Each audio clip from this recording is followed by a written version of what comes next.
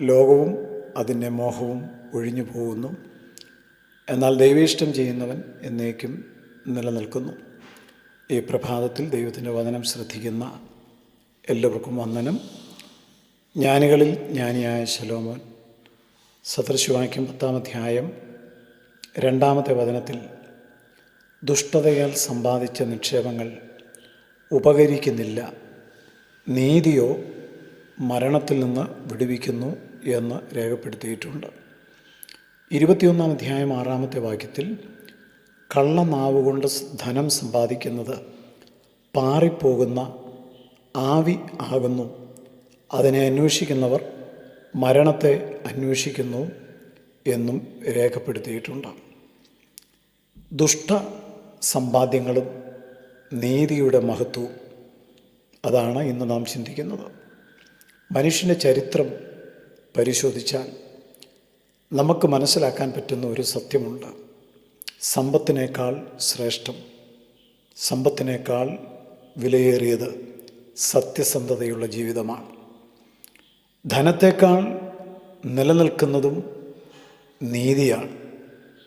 താൽക്കാലികമായിട്ട് ദുഷ്ടത ചെയ്ത് ഉണ്ടാക്കുന്ന, ദുഷ്ടത പ്രവർത്തിച്ച് സമ്പാദിക്കുന്ന എല്ലാ വിജയങ്ങളും വിജയമായിട്ട് തോന്നിയാലും അത് മണലിൻ്റെ മേൽ വീട് പണിത ബുദ്ധിയില്ലാത്ത മനുഷ്യനെ പോലെയാണ്. പാറമേൽ വീട് പണിത മനുഷ്യൻ ബുദ്ധിയുള്ളവനാണ്. പാറമേൽ പണിത വീട് പോലെയാണ് നീതിയോടെ ജീവിക്കുന്ന ഒരു മനുഷ്യൻ. ദുഷ്ടതയാൽ സമ്പാദിച്ച കാര്യങ്ങൾ ഒന്നിനും ഉപകരിക്കുന്നില്ല, നീതിയോ മരണത്തിൽ നിന്ന് വിടുവിക്കുന്നു. അതായത് മനുഷ്യൻ എങ്ങനെയാണ് ധനം സമ്പാദിക്കുന്നത്, ധനം മാത്രമല്ല പ്രശസ്തി, പദവി എങ്ങനെയാണ് സമ്പാദിക്കുന്നത്, അതിൻ്റെ മൂല്യത്തേക്കാൾ അത് സമ്പാദിക്കാൻ നാം ഉപയോഗിച്ച മാർഗത്തിൻ്റെ വിശുദ്ധിയാണ് ഏറ്റവും പ്രധാനപ്പെട്ടത്. ധനം എങ്ങനെ സമ്പാദിച്ചു, പ്രശസ്തി എങ്ങനെ നേടിയെടുത്തു എന്നുള്ളതല്ല, അത് നേടിയെടുക്കുവാൻ നാം ഏതു മാർഗത്തിലൂടെയാണ് സഞ്ചരിച്ചത് എന്നുള്ളതാണ് ഇവിടുത്തെ വിഷയം. അനീതിയിലൂടെയും വഞ്ചനയിലൂടെയും വഴിവിട്ട ബന്ധങ്ങളിലൂടെയും ഭീഷണിപ്പെടുത്തലിലൂടെയും പിടിച്ചുപറിയിലൂടെയും സമ്പാദിക്കുന്ന ഒന്നും, അത് ധനമാണെങ്കിലും പേരാണെങ്കിലും പ്രശസ്തിയാണെങ്കിലും സ്ഥാനമാണെങ്കിലും മാനമാണെങ്കിലും, അതൊന്നും ആത്മാവിന് സമാധാനം നൽകുന്നതല്ല. ദുഷ്ടതയാൽ സമ്പാദിച്ചതെല്ലാം വലിയ സന്തോഷം നൽകുന്നു എന്ന് തോന്നിയേക്കാം മറ്റുള്ളവർക്ക്. അധികാരം, ആഡംബരം, പ്രശസ്തി, മനുഷ്യരുടെ അഭിനന്ദനം, ഇതെല്ലാം ഇങ്ങനെയുള്ളവർ ലഭിച്ചേക്കാം.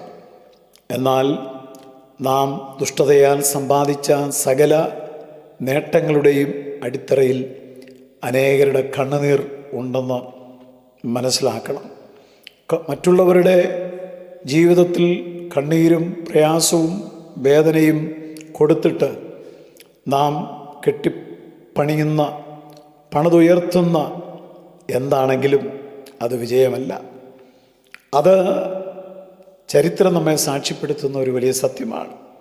അനീതി കൊണ്ട് സമ്പന്നരായ പല ആളുകളെയും നമുക്ക് പരിചയമുണ്ടാകും.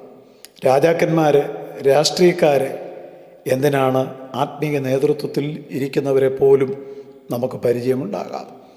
എന്നാൽ കാലങ്ങൾ കഴിയുമ്പോൾ അതെല്ലാം അവസാനിക്കുന്നു, അവരുടെ പേരുകൾ തകരുന്നു, എല്ലാം മാഞ്ഞു പോകുന്നു.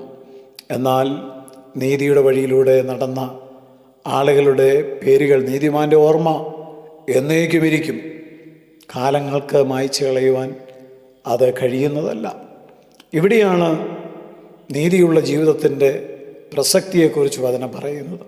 നീതിയുള്ള ജീവിതം നയിപ്പാൻ പലപ്പോഴും ബുദ്ധിമുട്ടാണ്.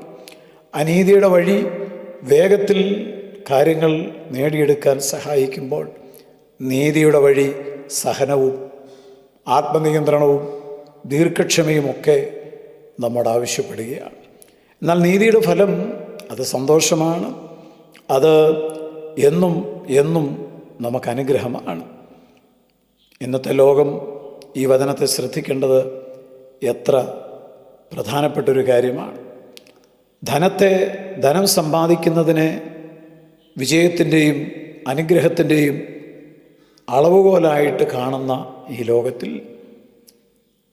എത്ര സമ്പത്തുണ്ടെന്നുള്ളതാണ് ഒരു മനുഷ്യൻ്റെ ആത്മീയത പോലും ഇന്ന് ലോകം കണക്കാക്കുന്നത്. എന്നാൽ ഈ വചനം നമ്മെ ഓർപ്പിക്കുന്നത് മറ്റൊന്നാണ്. നാം നേടിയെടുക്കുന്ന സമ്പത്തിൻ്റെയോ സ്ഥാനമാന പദവികളുടെയോ അംഗീകാരങ്ങളുടെയോ വലിപ്പമല്ല പ്രധാനം. നാം എങ്ങനെയാണ് അത് നേടിയെടുത്തത് എന്നുള്ളതാണ് പ്രധാനം. നാം മരിക്കുമ്പോൾ ഒന്നും ഇവിടെ നിന്ന് കൊണ്ടുപോകുന്നില്ല. പക്ഷേ നമ്മുടെ നീതി അത് എന്നും തലമുറകളിൽ ജീവിച്ചു കൊണ്ടിരിക്കും. അതിനാൽ ഈ വചനം നമ്മുടെ ജീവിതത്തിൻ്റെ അടിസ്ഥാനമാക്കി നമ്മൾ മാറ്റണം. ദുഷ്ടതയാൽ സമ്പാദിച്ച എന്താണെങ്കിലും അതെല്ലാം ഒരു നാൾ നശിച്ചു പോകും. എന്നാൽ നീതി മനുഷ്യനെ ഇരുളിൽ നിന്ന് രക്ഷിക്കും, മരണത്തിൽ നിന്ന് രക്ഷിക്കും. സത്യസന്ധതയും നീതിയും കരുണയും നിറഞ്ഞ ഒരു ജീവിതം യേശുക്രിസ്തുവിലൂടെ മാത്രം സാധ്യമാണ്. ക്രിസ്തുവിൽ വസിക്കുന്നവർക്ക് നീതിയുള്ള ജീവിതം ദൈവം ഉറപ്പ് നൽകുന്നു. പരിശുദ്ധാത്മാ നമ്മളിൽ പ്രവർത്തിക്കട്ടെ. കർത്താവായ ദൈവമേ, അങ്ങയുടെ മാറ്റമില്ലാത്ത വചനങ്ങൾ ഞങ്ങൾക്ക് അനുഗ്രഹമാകണം. വചനം കേൾക്കുന്ന എല്ലാവരും നീതിയാൽ മുന്നോട്ട് പോകുവാൻ സഹായിക്കണം. യേശുക്രിസ്തുവിൻ നാമത്തിൽ തന്നെ ആമേൻ.